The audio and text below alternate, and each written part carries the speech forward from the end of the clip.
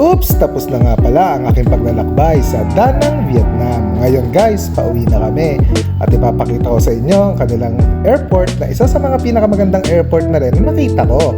Oo nga pala, dito na kami pipila guys ha. O baka isipin nyo na sa business class kami, nandun lang kami sa special assistance. Ibig sabihin, hindi na kami pupunta sa mahabang pila. Dito nga pala mayroon lote duty free. Kung kumaga, marami rito mga Kmart.